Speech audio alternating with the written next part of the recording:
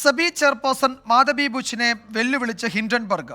മാധവി ബുച്ചിന്റെയും ഭർത്താവിന്റെയും കൺസൾട്ടൻസി സ്ഥാപനങ്ങളുടെ വിവരങ്ങൾ പുറത്തുവിടണമെന്നാണ് ആവശ്യം. സബി ചെയർപേഴ്സൺ സുതാര്യമായ പൊതു അന്വേഷണത്തെ നേരിടാൻ തയ്യാറാകുമോ എന്ന് ഹിൻഡൻബർഗ് ചോദിക്കുന്നു. ഹിൻഡൻബർഗ് റിപ്പോർട്ട് ഞെട്ടിപ്പിക്കുന്നതാണെന്ന് AICC general secretary KC Venugopal പ്രതികരിച്ചു. വിഷയം സംയുക്ത പാർലമെന്ററി സമിതി അന്വേഷിക്കണമെന്നും അദ്ദേഹം ആവശ്യപ്പെട്ടു. സെബി ചെയർപേഴ്സൺ ഈ നാട്ടിലെ ഓഹരി വിപണികളെ ആകമാനം നിയന്ത്രിക്കുകയും അതിന് വിശ്വാസ്യത കൊടുക്കുകയും എവിടെയെങ്കിലും തകരാറുണ്ടാകുമ്പോൾ ആ വിശ്വാസം നിലനിർത്താൻ വേണ്ടി നടപടി സ്വീകരിക്കേണ്ട സെബി ചെയർപേഴ്സൺ തന്നെ ഇത്തരം ഷെൽ കമ്പനികളിൽ നിക്ഷേപമുണ്ടെന്നുള്ള വാർത്ത എങ്ങനെയാണ് സർക്കാർ അതിനെ കാണുന്നത്? എന്നിട്ട് എനിക്ക് മനസ്സിലാകാത്തത് അവർ ആ കസേരയിൽ തുടരുന്നതിലാണ്. സുപ്രീം കോടതി കേസെടുത്തപ്പോൾ സുപ്രീം കോടതി അവസാനം സെബിയിൽ വിശ്വാസം അർപ്പിച്ചുകൊണ്ടാണ് അവരുടെ അന്വേഷണ റിപ്പോർട്ട് അനുസരിച്ചിട്ടാണ് ആ കേസിന് തീർപ്പ് കൽപ്പിച്ചത്. അതാണ് ഇവിടെ ആഘോഷിക്കപ്പെട്ടത്. പക്ഷെ ഇപ്പോൾ വന്നിരിക്കുന്ന റിപ്പോർട്ട് എന്താണ്?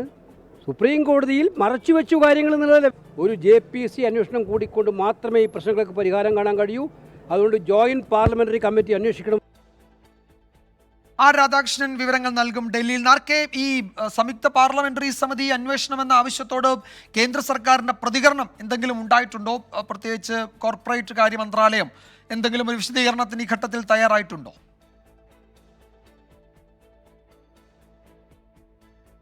തീർച്ചയായിട്ടും ഇല്ല വിജയൻ.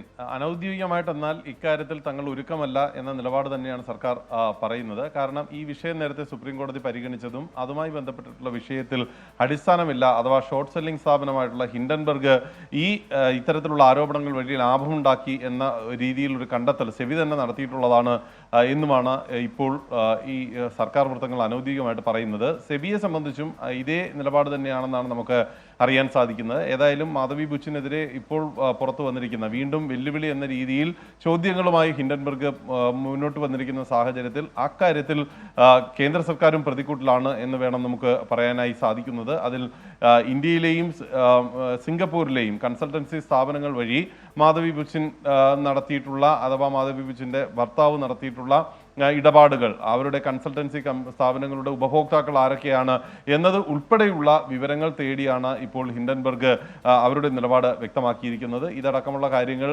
വ്യക്തമാക്കിയാൽ മാധവി ബുച്ചിൻ്റെ ഏറ്റവും പ്രധാനപ്പെട്ട ഇടപാട് ഈ വിഷയത്തിലെ അവരുടെ ഇടപെടൽ എന്തൊക്കെയാണ് എന്നത് വ്യക്തമാകും എന്നുള്ളതാണ് ഇപ്പോൾ ഹിൻഡൻബർഗ് പറയുന്നത്. ഹിൻഡൻബർഗിൻ്റെ ഈ വെല്ലുവിളി ഒരുപക്ഷെ മാധവി ബുച്ചിനെ സംബന്ധിച്ച് അവർ ഇന്നലെ നടത്തിയ ആ പ്രഖ്യാപനം, അത് സിംഗപ്പൂരിൽ താമസിക്കുന്ന ആളുകൾ എന്ന രീതിയിൽ നടത്തിയ നിക്ഷേപം എന്നതിനെ അടിസ്ഥാനപ്പെടുത്തിയാണ് ഇപ്പോൾ ഈ ചോദ്യങ്ങൾ ഉന്നയിച്ചിരിക്കുന്നത്. വിജയ്.